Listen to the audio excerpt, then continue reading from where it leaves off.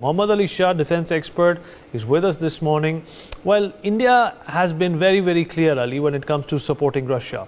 We are going to support Russia because they have been a strategic defense partner to us throughout our independence and post our independence. You know, when America was in fact laughing at our face when China attacked in 65, when US in fact supported Pakistan in 1971, and even during Kargil, it was Russia that in fact stood up to us and said, look, if you need any help, we are there for you. We cannot just abandon Russia because we are fearing sanctions from the Americans.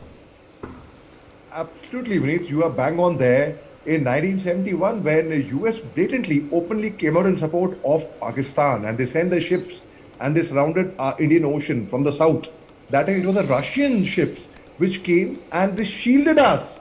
They actually shielded us. And our bonding with Russia, though India has taken a very mature, very balanced, very neutral stand, that does not mean they are favoring or going against the Ukraine or the Western power. They're not. How does not taking a stand against Russia, not taking a stand, and the sense that not going against them, go against the Western power of Ukraine? It does not. If anyone sees their common sense, if you ask a small child, if you are not favoring a person, does it mean that you are against that person? You're not. So their entire logic is warped actually. And Joe Biden also took a jibe on us when he called our stand shaky. It's not shaky at all. And US and Russia has been not just a strategic partner, a diplomatic partner, a military partner, or a political partner with India. We have an emotional connect with Russia. Our bonding with Russia is actually unconditional. Notwithstanding that, we empathize and sympathize with the people of Ukraine and what's happening there. We do not support that at all. We say that no. In fact, when we sent for Operation Ganga, when we sent our aircraft to Ukraine to evacuate our Indian students, 28,500 students were evacuated from Ukraine. That time, all our aircraft did not go empty-handed. They went with medicine, they went with food supply, they went with aid. They went with aid for Ukrainians. So we are supporting the Ukraine also in a way.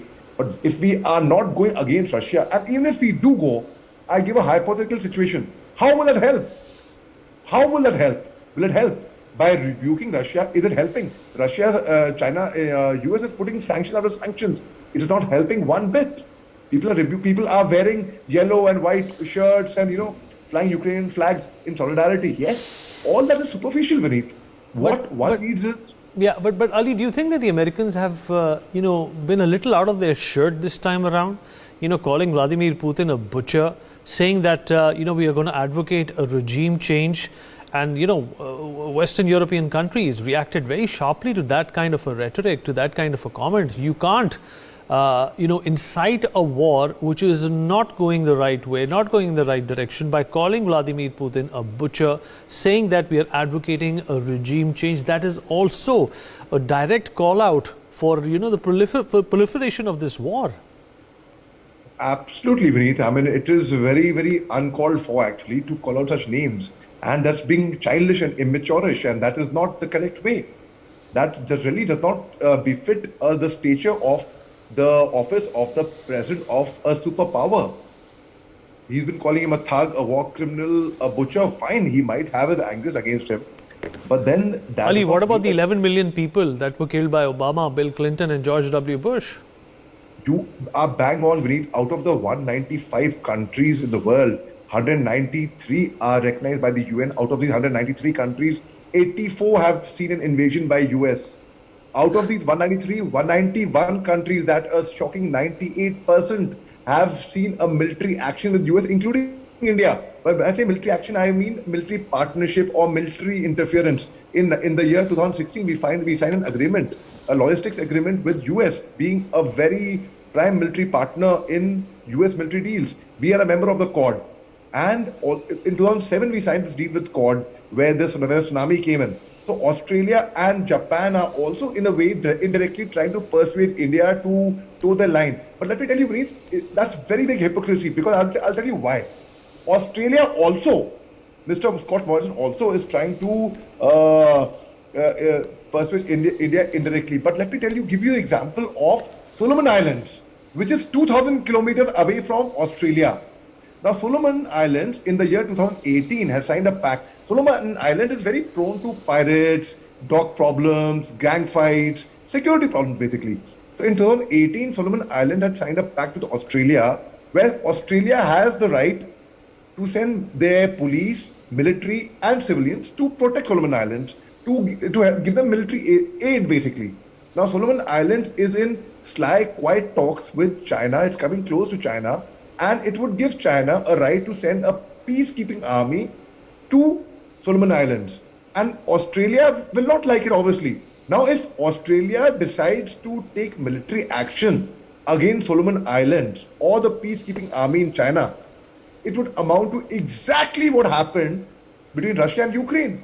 Russia felt threatened that Ukraine will join NATO and NATO forces will come and sit on the 2,295 kilometer stretch of border which Ukraine has with Russia. Sure. Now, if Chinese army comes into Solomon Islands and sits there just 2,000 kilometers away from Australia, Australia will also feel threatened. Now, what steps will Australia do? And they are all highly influenced by the Western powers, by US. And as you mentioned, Vineet, there are only 3 countries which have not seen a military involvement by US. Only 3 countries. Liechtenstein, which is on the border of Switzerland and Austria. Bhutan, which is a very, very dear friend of ours, hasn't. Luckily, these are untouched countries. They're lying virgin from military interference of US. So US should also practice before it preaches. When you point one finger at somebody, 3 fingers point towards you. Now, as you rightly mentioned, when the foreign minister of Russia is coming over to India, it could be any affair. US, though they claim the visit of the US official of Indian origin was planned much before the announcement of the Russian foreign minister was announced. But most certainly, it is to preempt India, to kind of subtly threaten India with sanctions. But let me tell you, Vineet, today US needs India much more than India needs US, be it in the Quad, because of our strategic location with China, and we are on the border with China. So US needs India much more. And also, when there were sanctions put on Turkey for procuring S-400s, there was no sanction on India. India felt threatened by its neighbors. India went ahead and guarded and safeguarded its borders, strengthened its military. But India was at a risk, but India could not be bothered. India was more concerned about what works for them more than how it would displease anybody else.